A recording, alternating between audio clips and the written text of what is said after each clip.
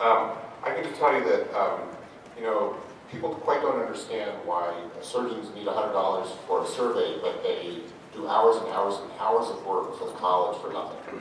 And I can just tell you that putting this panel together is an example of that. And one of the real treats for me was getting to know Scott Lynn. Scott's the Gerald Distinguished Professor of Surgery and Oncology at the Department of Surgery at the Medical College of Georgia. And it's really been a pleasure getting to know him over the last year and a half to put this together. And now you can wind it up. Thanks very much, Phil. Listen, it's really a privilege, and I really appreciate you making me a part of this. Let me open my slides here. I do a security alert. Cancel? Yes. That's scary. Now what? Wrong time. No, there we go. Sorry, I got it. Okay. I too have nothing to disclose, and I just wanted to thank all the panelists really for very thought-provoking presentations. I was very impressed with Zach. I know that his mother is in the audience. I'm pretty sure it was the lady that was shooting a lot of pictures, and just wonder if we could merge the Lynn Glick gene pool. I have a very lovely 6-foot daughter who is intelligent. Maybe I should have disclosed that. I don't know, but. Listen, the other thing that I thought was fairly interesting is the timeliness. Phil mentioned the survey that was sent out. Well, the timeliness of this session related to the movie that was released Friday. I think the social network that chronicles the history of Facebook and its developer. And I thought maybe as panelists here we could be part of the sequel behind our fearless leader here that we might entitle The Social Network and Surgeons. And you can read that for yourselves. But all kidding aside, I think we've heard this message time and time again from our panelists, that really most of our patients are getting health information off the internet. And if we're not there and we are not an authoritative source, they're going to get it anyway. They're going to get it from a place that we may not be portrayed in the best frame of reference. So critically important that we do so. I borrowed this slide from our executive director when he came and talked at our state chapter meeting, and I'll talk a little bit more about that in a minute. But he made the point, and it's a similar point that I'm going to make, a little different spin, that the independent physician is really gone. And perhaps this picture here, for those of us in the audience who remember Marcus Welby from the late 60s, early 70s, you know, I think I'm a little outdated on that one, but the point I'm trying to make is that really, that there's an increasing need because of collaborative group practice, hospital-based practice, for us to collaborate and communicate. And social networking, social media offers that as a vehicle, a very inexpensive and quick vehicle, as we've heard.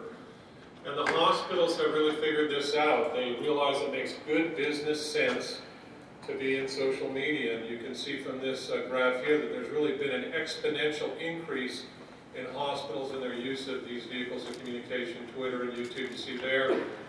And then the pie graph here, the big three that they're involved in. And when you come a little closer to home, you probably can't see that very well at the back, but this is a site that I found that actually I got from Susanna, following her on social media.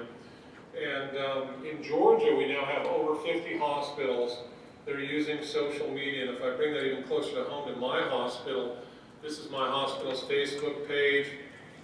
We have a Twitter site. And we have a YouTube channel, and actually I got an email just before I came here this morning to the college meeting from our marketing head asking if I could participate in a live Twitter feed related to breast health because of October being breast cancer awareness. So very timely, and I think, you know, obviously it makes sense for us to do so. Phil touched on this as well, and I'm just going to briefly touch on the highlights, and I think that it's really this slide I wanted to make a greater point about, and that is that while surgeons aren't actively involved in a lot of the social networking sites, we know even less about what the college is doing for us. And the college is doing a lot for us and is very, very active trying to see what surgeons want in terms of social media. And just to tell you where the college is online, the college has a Facebook site. The Resident Associate Society has a Facebook site. You can see here just still images. The college Twitter site. I access this on a daily basis, and look, before I got involved in this panel with Phil, I was a social media introvert. I'm clearly not an expert, but I will say that I use this site and I get great information from it on a daily basis. The college is also using something called Operation Patient Access, which is their way in a social media, social network way of looking at advocacy. And I have just recently been using this site to try and stay up to date on some of the important political issues that face surgeons and patients. They have a YouTube site with some incredible videos that you can access, and very helpful. And then Patient Access also has some very good YouTube videos. And then Flickr, more related to the pictures in terms of college and patient access. I just wanted to touch briefly on our state chapter coming from Georgia. And we're lucky enough to have our president and our executive director in the audience here in the third row, right by the aisle, Kathy Browning, Dwayne Colquitt. And we've been lucky enough to have her expertise to help us on a state level to become connected. And we have obviously a web page. We have a blog. This picture of Dave Feliciano gave this collaboration this morning. And she has really, I think, been innovative on a state level and brought us to the fore on this. We have a Twitter page, and I will tell you, we've used it for advocacy to connect with the young surgeons in the state of Georgia and with patients and the public, particularly related to the trauma legislation that's upcoming. There is a movement in the state on the ballot in November to get a stable source of funding for trauma in our state. We're a little behind there. And we've used that. This social media, she sends out emails just like the college does. We have a number of feeds related to Twitter that will take you to the site, and it's been a real help. Huge effort, and I want to compliment her for that. Our Facebook site that you see there. On an institutional level, I'm at the Medical College of Georgia, changed its name, and will be official February of next year to the Health Sciences University of Georgia. And we've got some incredible people at our institution that created some apps, mobile apps. We lead the way nationally on this. We have MCG Mobile that helps staff, faculty, residents, students keep track of what's going on at the institution. And then as I mentioned, I think earlier, one of my clinical interests is breast health. We created an app called BC Nav, Breast Cancer Navigator, that functions like our Nurse Navigator and can be downloaded to your mobile device. It can help women that have had a diagnosis of breast cancer navigate their way through the complexities of our system to all the trauma of having that diagnosis, and we have some funding to look at that in a study fashion. Just some brief still shots of physician sites. The plastic surgeons have obviously been active in this area. Some other sites here. And then I wanted to highlight this one. The Cleveland Clinic uses their online health chats, and we're trying to kind of mimic that one related to the breast health issue that I mentioned. Just going to briefly show you my own personal site. Be careful you don't steal any personal information here. You'll get a sense of what I'm doing, and it's fairly recent. This is my Twitter site. My son, too, got me involved in this, like many in the audience. It's your children. My son, who's a journalism major at UGA, Jason, helped me do this. And then my Facebook site, which also keeps tabs on my kids for me. My LinkedIn site, and then don't want to be too proprietary, but there is a mobile app called Tweetdeck that many are using up here today. And my son showed me that allows you to download free of charge and keep track of all your social networking, and it's been a real help for me. I just wanted to end with our outgoing president, Lamar McGinnis, also a Georgia surgeon. We're very proud of that in the state, told us at our state chapter meeting in late August that the college a while back paid a consulting firm to survey the public on what they thought about surgeons. And it wasn't all as good as we might think.